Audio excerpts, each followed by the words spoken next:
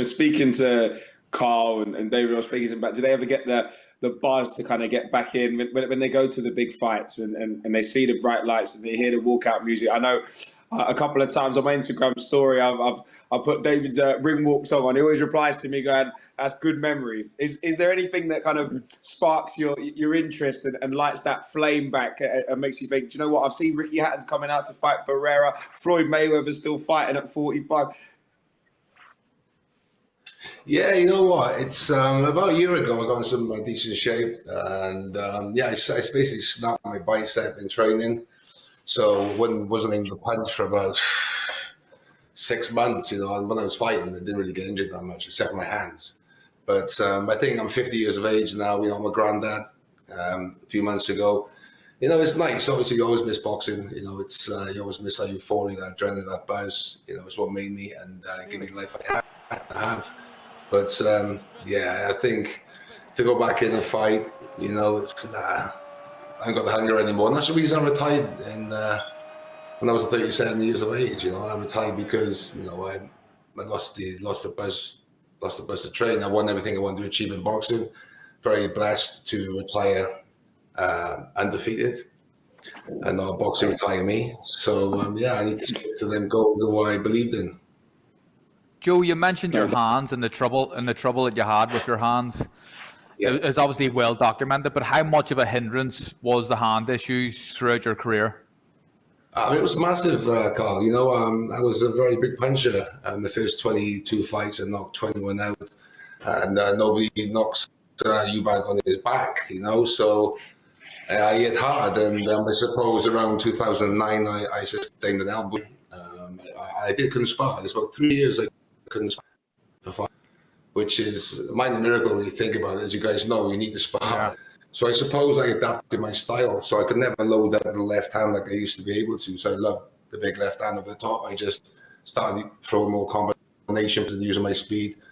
Thankfully, I had a great engine, and that carried me through. But I was aware always that my hands were a problem, and every single fight in my last 8 years, I suppose, I had a cortisone injection. We probably all had them, but they're just part and parcel of what I had to go through.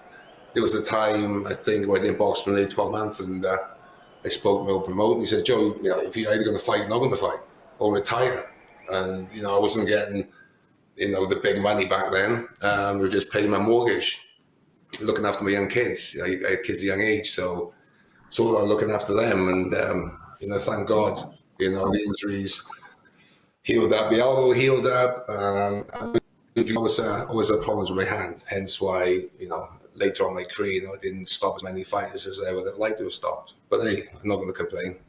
Now, an incredible career, longest reigning super middleweight champion in history. You held the WBO strap for more than 10 years and retired undefeated. Have you got a favourite moment in your career, whether it be a fight or a moment in a fight where you thought, do you know what, this is a brilliant life I'm living? Yeah, I suppose, obviously, you always come down to the greatest fights. Obviously, beating Chris Eubank was a hard night for me the first time I did 12 rounds. But, you got Lacey Kessler, not once but twice, fighting in Vegas, fighting at the Madison Square Garden, a guy from the South Wales Valleys, to go there and finish your career in the Mecca boxing. What can I say? I thank God, it was a blessing. And but if I have to think of one moment, it's probably when I boxed Jeff Lacey. The reason being, I was the underdog in that fight. I think 90% of all the press wrote me off. So that was a different sort of dynamics. I was 33 years of age. This was beating everybody and was supposed to win. And, that night, I think, that night, I just thought, I think at my best. I think psychologically, I performed the first round to 12th round. I just performed at my best. And I think that night I showed the world what I could do. And the fight, your best fight on the toughest fight, or supposedly toughest fight. It's always easy to say you was no good afterwards, But like I said, it was my first unification fight, and I was very proud for me and obviously my father.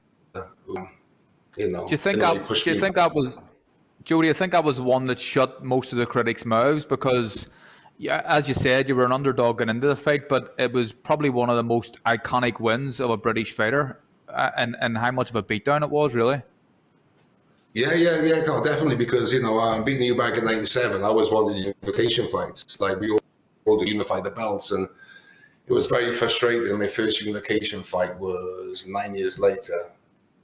I beat WO champion. Bear in mind, in that time, I beat 6 or 7 former champions. So that was very frustrating for me, where a fighter would just lose. And good fighters like Charles Brewer, Byron Mitchell, by split decision, then I fight them. So everything will lose, nothing to gain.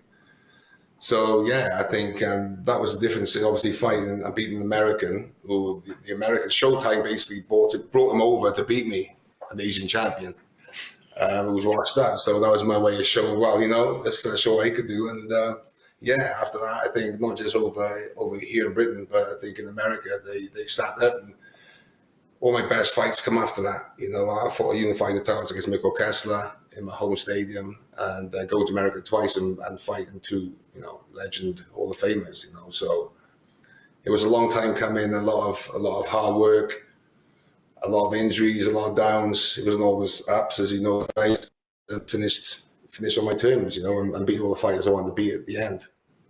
Joe, one thing that always strikes me, when you fought Roy Jones Jr. and Bernard Hopkins, a lot of people dismissed the loss and said, "Oh, they were way past their best." But I thought you was past your best. That you wasn't in your prime when you fought them. But people don't seem to remember that. That was a long time before you fought Lacey. That's for me when you was in your prime, when you was firing all cylinders. So I'm not sure how many years it was later. Would you have liked to have fought Roy Jones or Bernard Hopkins in your prime, and when would you have liked to have fought them? If that makes sense, in your career.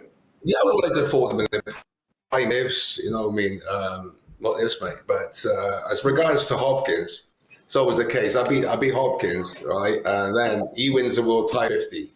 And now the great win against Antonio Tarver, beats up Kelly Pavlik, who was supposed to fight, Pavlik, and then wins the world title at 50 years of age, So I beat him 4 years before that, so he wasn't over the top. And I guess he was right. What are you saying is right. I wasn't at my peak. This was 3 years after, obviously, the Jeff Lacey, which I think was my peak. So I was like 36, 37 myself. So people think I was like 15 years younger. It's literally 3 years between us, Yeah. But in all fairness, I'm glad I fought Roy when I fought Roy 10 years before.